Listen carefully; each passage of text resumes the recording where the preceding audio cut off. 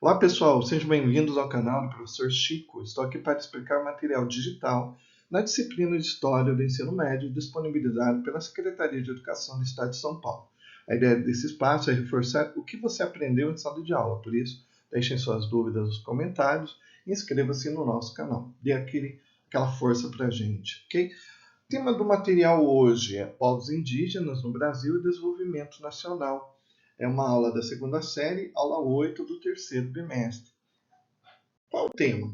O tema é Políticas Indigenistas, População Indígena e Desenvolvimento Nacional durante a Ditadura Civil Militar. Ok? O material traz para a gente aqui o Ailton Krenak. Né? O Ailton Krenak ele é um líder indígena, ambientalista, filósofo, poeta, escritor brasileiro da etnia indígena Krenak. Né?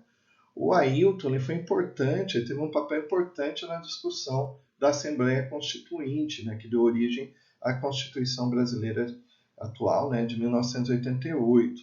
Aqui a gente está vendo, né, o Ailton Krenak em uma cena, num discurso aí na tribuna, vestindo aí de terno branco, né, e ele acabou pintando o rosto com tinta de genipapo.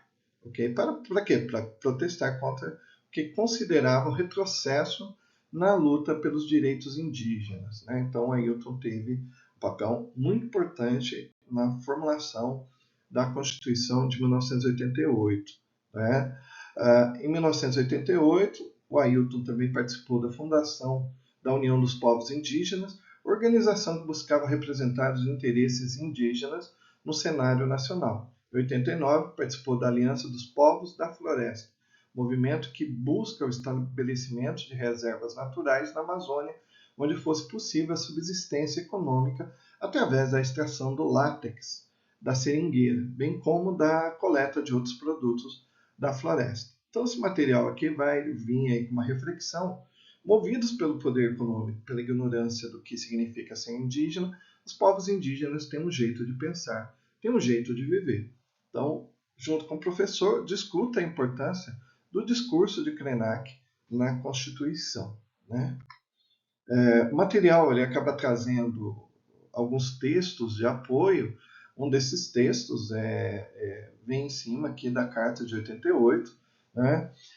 Que fala que, em relação à Constituição anterior, né, até o chamado Estatuto do Índio, a Constituição de 88 ela inovou porque acabou abandonando uma perspectiva assimilacionista. O que é a perspectiva assimilacionista? É uma teoria que diz que os indígenas deveriam obrigatoriamente assimilar, participar da cultura dos brancos. Né? Então, a Constituição de 88 ela acaba abandonando essa perspectiva. Né? Por que o índio tem que aceitar a cultura do branco? Né? Então, em cima desse texto, né, você vai fazer uma reflexão aqui dos direitos originários dos povos indígenas. Tá? Eles também, né, a partir de 88, têm o direito à diferença. Com os novos preceitos constitucionais, assegurou-se aos povos indígenas o respeito à sua organização social, como costumes, línguas, crenças e tradições. Pela primeira vez, reconhece aos indígenas no Brasil o direito à diferença, isto é, de serem indígenas e de se permanecerem como tal. Né? Por que o índio tem que abandonar suas crenças, sua religião, né, sua organização, sua cultura, para aceitar a cultura do branco? Né? Então, a partir da Constituição de 88, você tem o direito à diferença. Tá? São reconhecidos aos índios sua organização social, costumes, línguas, crenças e tradições, e os direitos originários sobre as terras que tradicionalmente ocupam, competindo a União demarcá-las, proteger e fazer respeitar todos os seus bens. Está lá na Constituição, né, de 88. Direito à diferença. Note-se que o direito à diferença não implica menos direito nem privilégios. Daí porque a Carta de 88 tem assegurado aos povos indígenas a utilização de suas línguas e processos próprios de aprendizagem no ensino básico, inaugurando assim um novo tempo para as ações relativas à educação escolar indígena. Além disso, a Constituição permitiu que os indígenas, suas comunidades e organizações, como qualquer pessoa física ou jurídica no Brasil, tenham legitimidade para ingressar em juízo em defesa de seus direitos e interesses. Então, a Carta de 88, a Constituição de 1988, acabou trazendo aí vários direitos, né, importantes aos povos indígenas. Aqui, o próximo slide, ele vai trazer aqui um modelo de uma tabela, né, para facilitar as análises aí das questões propostas aqui. As políticas indigenistas ao longo do tempo. Analise o texto da antropóloga Manuela Carneiro nos slides a seguir, visando identificar as relações entre os projetos políticos estabelecidos em nossa trajetória histórica e a invisibilidade acerca dos povos originários, que ainda lutam pela demarcação de suas terras. Né? Então, esse modelo de tabela vem, eu tenho dúvida, o autor diz, eu penso que, logo concluo. É importante aí, junto com o professor, né, de repente imprimir esse texto aí com vocês, e aí marcando, né, o que o texto da antropóloga Manuela, o que ela propõe, né, em cima desses 4 quesitos aqui. Eu tenho dúvida sobre o autor, o que a Manuela diz, né, e você, eu penso que logo eu concluo. Qual a conclusão do texto? É uma metodologia para você entender melhor o que o texto diz. Então, texto 1, Política Indigenista, da Manuela Carneiro da Cunha, né, vai fazer aí uma linha histórica, né, de como os índios eram vistos, né, principalmente pelo governo, durante a história do Brasil. Né? Então, ele vai falar aqui que os índios eram parceiros comerciais dos europeus, lá no início, né, início da colonização, 1530, trocavam foices, machados e facas, o pau-brasil, né, para a tintura dos tecidos, com os colonizadores. Depois ela vai falar um pouquinho do governo geral no Brasil, né, nessa fase de instalação da colônia, como que era essa relação com os índios, né, principalmente aquela parceria de escambo. O que é escambo? É troca de mercadoria sem o uso de moeda, né, sem o uso financeiro. Tá? A autora continua esse texto falando aí dos interesses particulares dos colonos e da coroa quanto aos índios. Vai também citar os jesuítas, né, que de certa forma havia uma proteção, entre aspas, tá, com os indígenas. E depois, né, com Pombal, os jesuítas são expulsos do Brasil em 1759.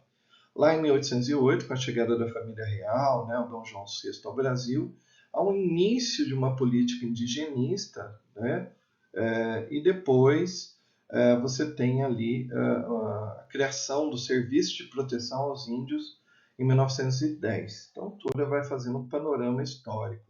Ela fala do SPI, né, que foi extinto em 1966, com acusações de corrupção, né, e é substituído em 1967 com a FUNAI. Né?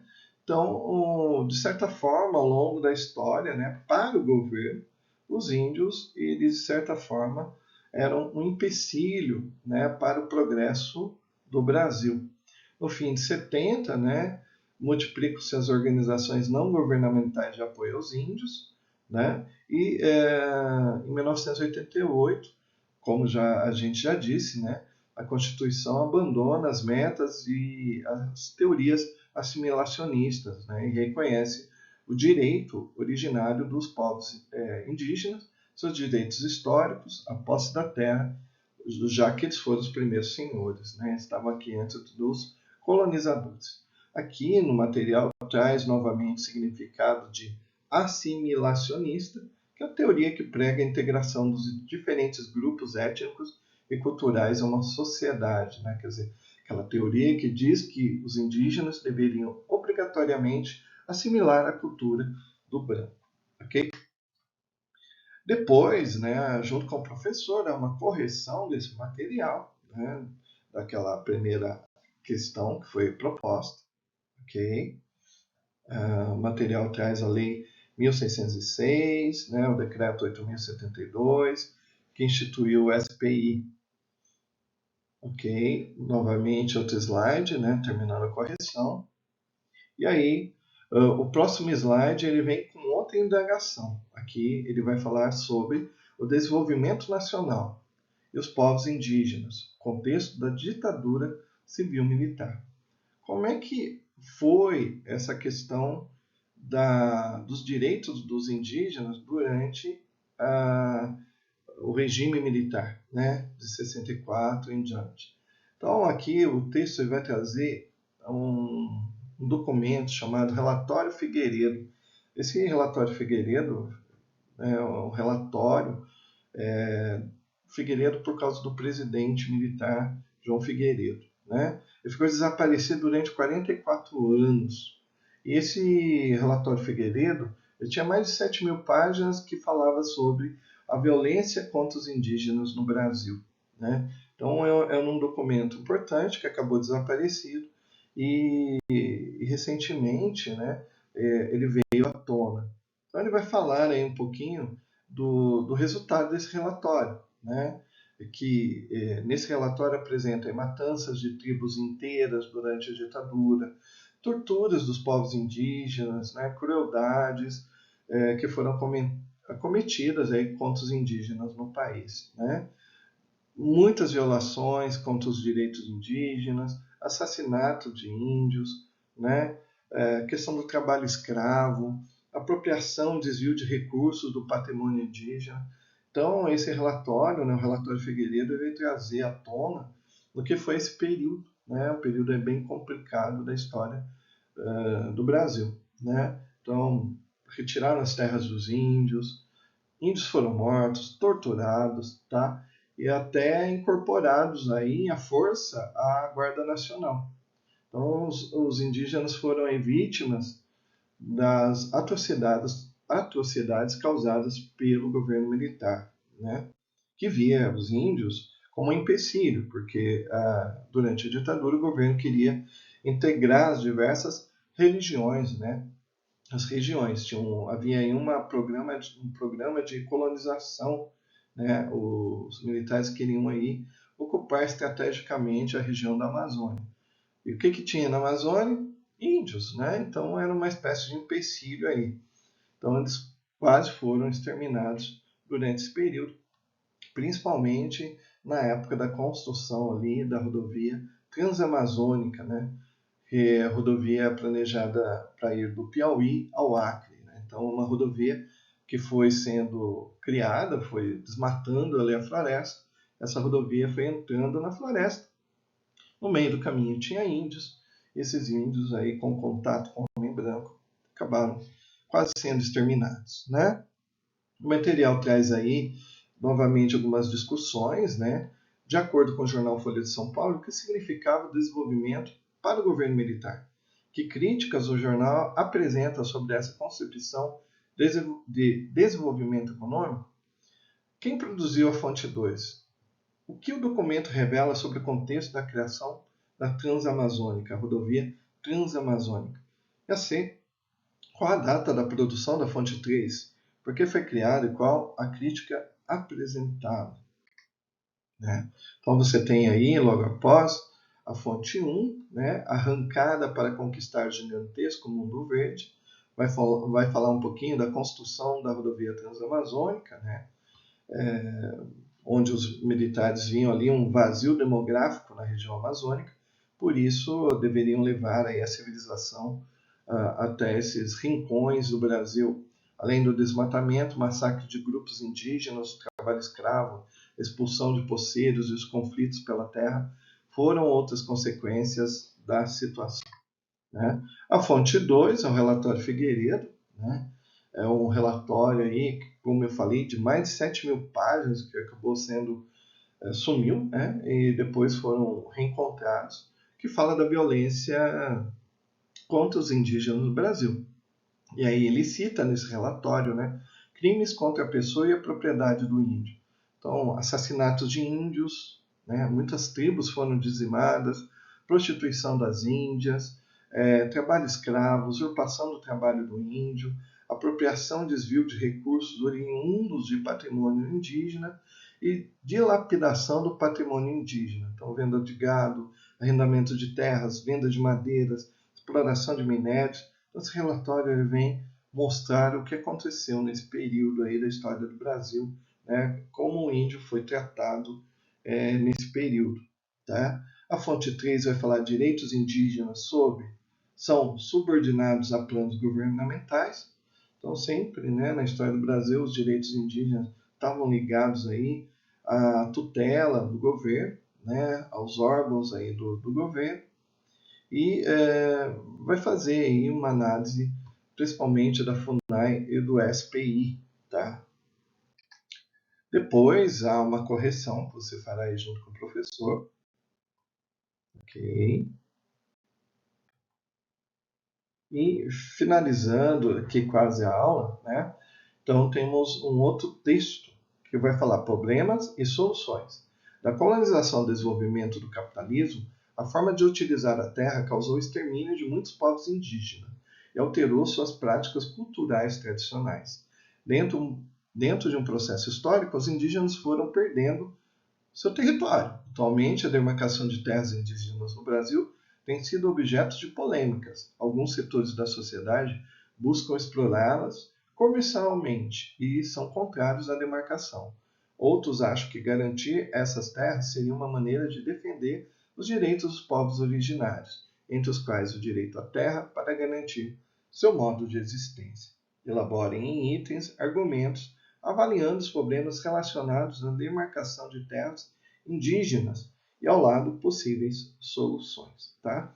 Então, em cima do que a gente discutiu aqui, nesse material você vai estar colocando ali, né, seus argumentos e soluções a respeito da demarcação de terras indígenas.